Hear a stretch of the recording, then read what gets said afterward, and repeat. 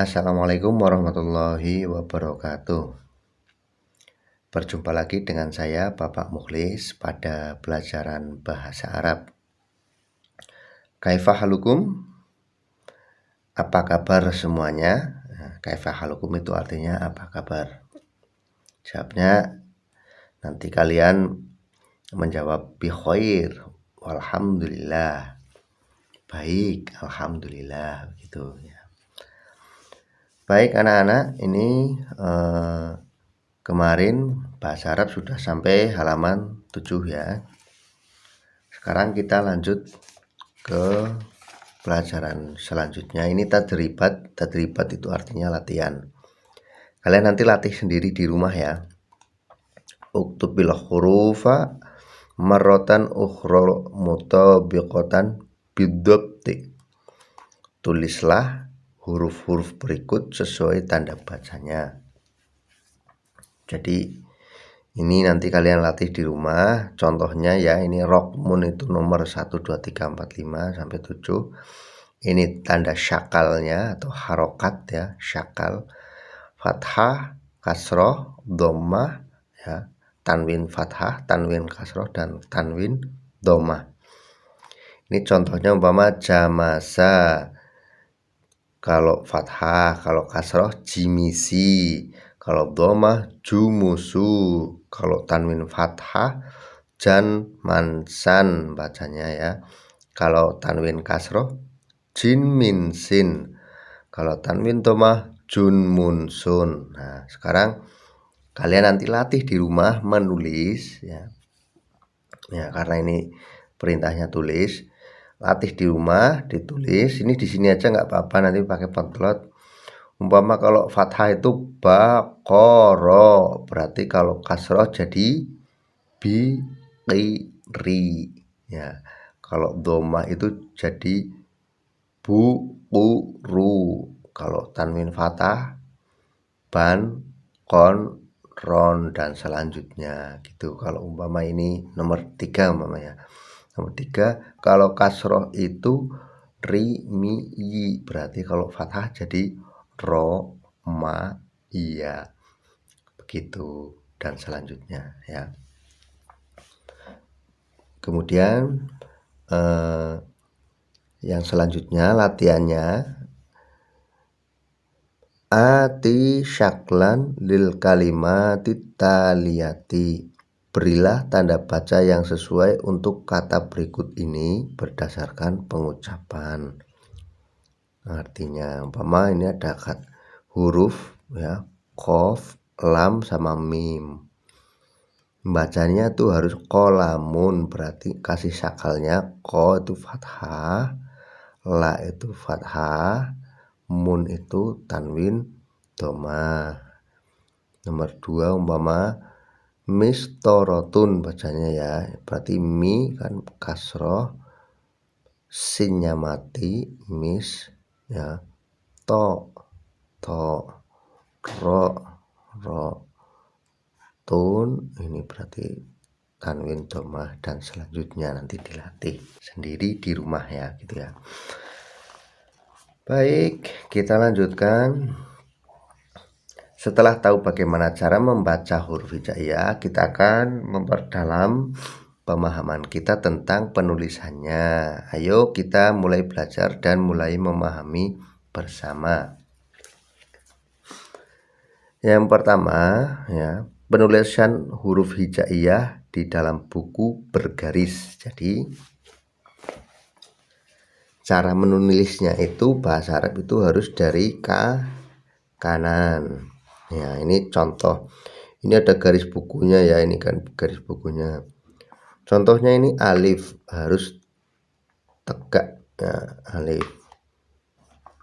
Ba. Ya. Jangan sampai nulis ba itu di tengah kayak gini ngambang, jangan, jadi harus nempel dengan garis. Titiknya di bawah garis. Tak gini. Sa begini. Da. Oke ya. Jim itu harus nabrak garis. Jim, ha, kho, ro, za, sin, shin, shod, dot, ain itu harus nabrak garis. Kalau yang di atas garis ini alif, ba, ta, tha, da, dha, to, dhot, fa, kaf, ha, ini ha ya, ha.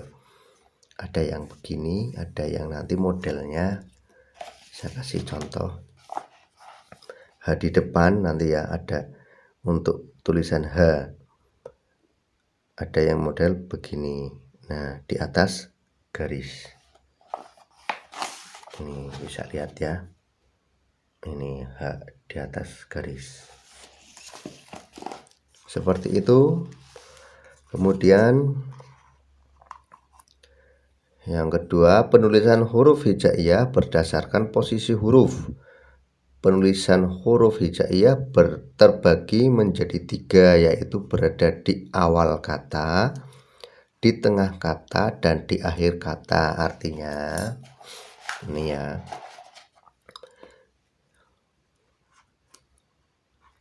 huruf hijaiyah ya, ketika mau menyambungkan itu ada 3 macam. Di awal, fi awalil kalimah, di awal kalimat atau di awal kata.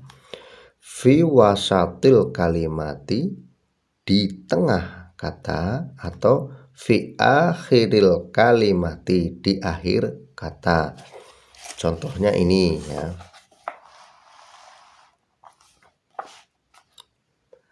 Alif. Alif ya, di awal kata itu berdiri tegak. Saya kasih contoh. Ini alif di awal kata begini, umpama terusannya ba berarti langsung begini ya. Jangan digandeng alif kemudian ba. Ini salah ya, ini salah, yang benar ini. Kenapa? Karena kalau digandeng begini nanti ini jadi lam, makanya salah. Yang benar alif ketika di awal kata, kemudian selanjutnya ba ya, maka sendiri ya, posisinya sendiri. Seperti ini ya, semoga bisa terlihat. Alif di awal kata ya, fi awalil kalimah. Kemudian fi wasatil kalimah, di tengah kalimat. Itu berarti depannya bisa digandeng, kemudian belakangnya tidak. Contohnya ya, ini ba, kemudian alif. Nah, semoga bisa terlihat ya. Ini ba, kemudian alif, kemudian ba lagi. Nah, gini ya. Jadi alifnya ya, ini di awal itu bisa digandeng, selanjutnya itu tidak boleh digandeng. Ya, saya kasih contoh lagi. Umpama sin ya, kemudian alif, ini kita bahasnya alif masih ya. Kemudian sin lagi. Berarti sin sama alif pertama itu bisa digandeng, tapi sin yang kedua tidak boleh. Jadi alifnya ini di tengah ya, bisa digandeng dengan kata yang sebelumnya ya, sesudahnya maaf, tapi tidak bisa digandeng dengan alif yang selanjutnya. Ini kayak gini ya. Kemudian fi akhiril kalimah, di akhir kalimat. Di akhir kalimat itu alifnya seperti ini. Jadi ya, ini contohnya seperti ini. Contohnya, saya mau nulis huruf sin lagi umpama ya. Sin kemudian alif di akhir kalimat. Nah, ini di akhir kalimat. Jadi kalau di awal kalimat itu berdiri sendiri alif, ini di awal kalimat. Kalau di tengah kalimat ya, digandeng dengan kata yang depannya, yang belakangnya nggak boleh gitu. Di akhir kalimat sama dengan yang di tengah gini. Ini awal, ini tengah, dan ini akhir. Semoga bisa dipahami. Nah, kita lanjut pelan-pelan ya. Sekarang ba. Ba di awal kalimat itu bisa digandeng dengan kata atau huruf selanjutnya. Contohnya saya nulis ba. Nah, gini ya. Kemudian mau nulis dal, maka bisa digandeng dengan huruf selanjutnya. Ba langsung gandeng dal. Jadi tidak dipisah, ya. Kemudian ba fi wasatil kalimati. Ba di tengah kalimat itu bisa digandeng dengan depan dan belakangnya. Ya, umpama saya nulis contohnya di sini ha ba la ya. Nulis ha ya, kemudian ba bisa digandeng. Nulis lam bisa digandeng juga dengan kata atau huruf setelahnya. Ini ya. Paham ya? Kemudian ba di akhir kalimat, fi akhiril kalimat, itu bisa digandeng juga sama tadi habala ya. Contohnya di sini maktabun. Ya, maktabun ini aja ya. Maktabun banyak bisa digandeng. Kemudian yang ketiga tak. Tak hukumnya sama dengan ba. Fi awalil kalimah bisa digandeng. Fi wasatil kalimati bisa digandeng juga. Fi akhiril kalimati bisa digandeng juga. Kemudian kita lanjut harfu tha ya. Huruf tha. Tha hukumnya sama dengan ba dan tak tadi. Fi awalil kalimah bisa digandeng. Fi wasatil kalimah bisa digandeng juga. Fi akhiril kalimah bisa digandeng. Jim hukumnya sama ya. Fi awalil kalimah bisa digandeng, fi wasatil kalimah bisa digandeng, fi akhiril kalimah bisa digandeng. Nah, untuk penulisan jim. Penulisan jim di awal kalimat itu gini. Jadi kalau jim tadi kan, saya kasih contoh. Nah, kalau jim kan begini. Nah, ya. Tapi kalau mau digandeng bukan begini. Nah, bukan, salah ya, ini salah. Tapi langsung yang ke bawahnya itu hilang ya. Jadi yang ke bawahnya, yang ke sini ini hilang, dihilangkan langsung ke sana. Jim ba umpama. Saya kasih contoh lagi. Jim ba. Kalau di sini contohnya jamala. Jim mim lam. Jadi ke bawahnya ini hilang. Gitu ya. Jim, ha, kho sama saja. Ya. Dal sama zal itu juga sama. Di fi awalil kalimah tidak digandeng, berdiri sendiri. Fi wasatil kalimah ya, hukumnya kayak alif tadi. Yang depan digandeng, yang belakang tidak bisa. Tadi alif kan begitu ya. Jadi kalau dal ya, fi awalil kalimah ya, fi wasatil kalimah, fi akhiril kalimah, sama begini.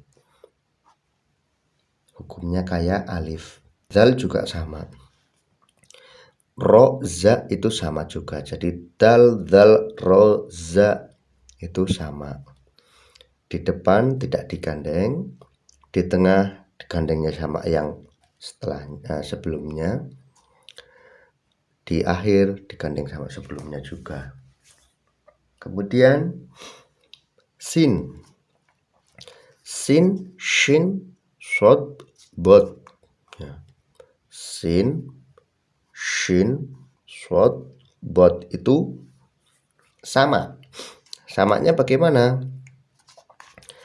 Sama dengan kayak jim ya tadi.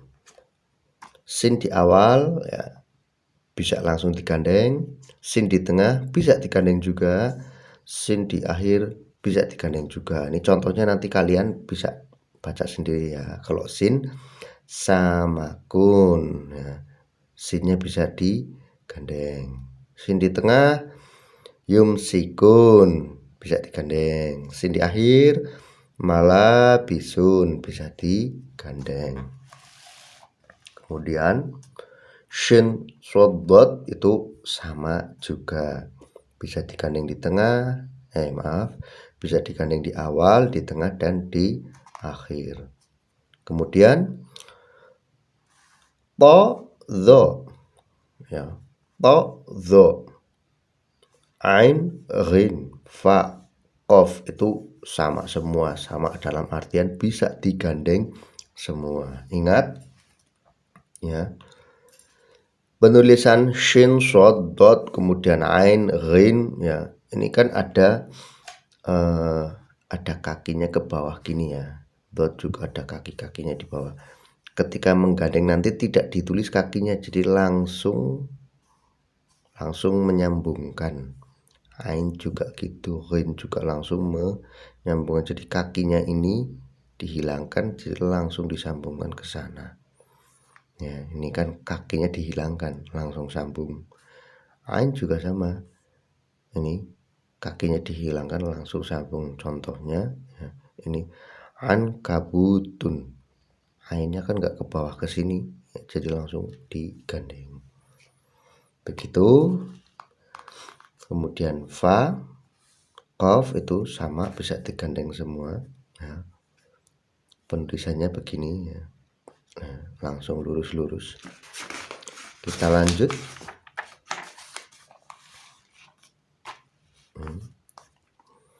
Kaf lam mim nun itu sama, semua bisa digandeng di awal, di tengah, dan di akhir. Cara penulisannya begini, bisa dilihat.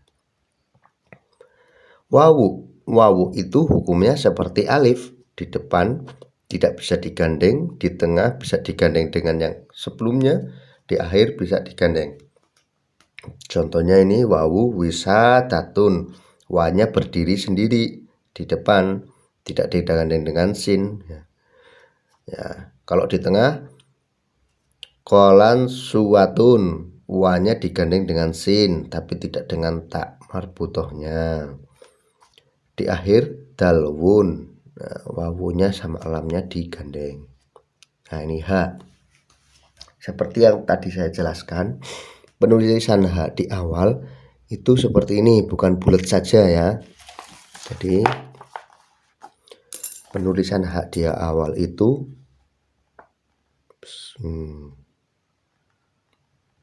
nah begini ya, penulisan H di awal.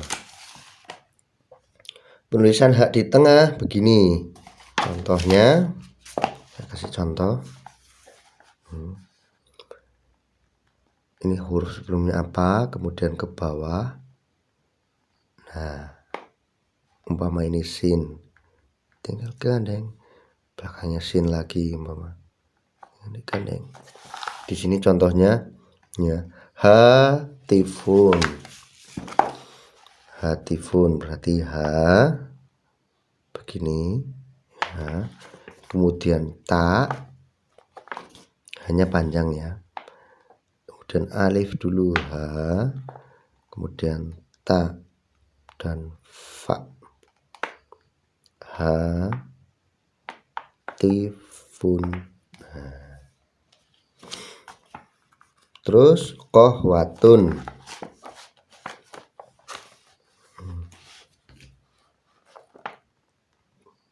Ko kemudian H ke bawah. Nah, gini ya. Koh. Nah. Kohwah. Sambungkan dengan wa tak marbutoh. Nah, gini, oke.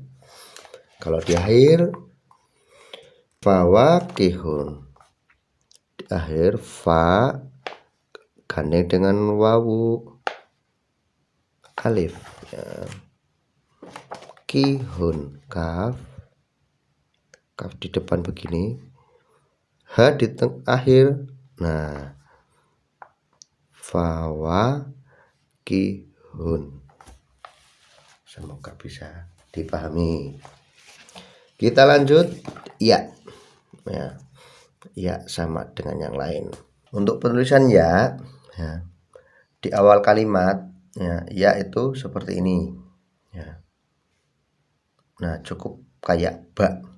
Di awal kalimat cukup kayak ba, cuma titiknya 2. Di tengah sama kayak ba, titiknya 2. Di akhir, nah kalau ba itu kan bengkokannya itu cukup segini kalau ba. Kalau ba begini ya, berarti di awal begini ya. Tapi kalau ya tinggal dikasih titik 2 ya, gitu ya. Di akhir ba itu umpama sin sama ba. Nah, kalau ba begini ya, sin sama ba. Tapi kalau di akhir sin, kalau iya itu nah, ada belokan ke bawah seperti itu. Itu ya cara penulisan huruf hijaiyah. Semoga bisa dipahami, semoga bisa terlihat tulisannya ini. Mohon maaf karena masih daring jadi kita seperti ini ya. Nanti kalau pertemuan langsung insya Allah bisa lebih jelas karena kalian bisa lebih melihat dengan jelas, tidak di kamera. Itu dulu dari saya. Mudah-mudahan ini COVID-nya cepat berlalu, cepat selesai sehingga kita bisa bertatap muka langsung untuk penjelasan materi jadi bisa lebih paham. Apabila ada salah kata saya mohon maaf yang sebesar-besarnya. Billahi taufik wal hidayah. Wassalamualaikum warahmatullahi wabarakatuh.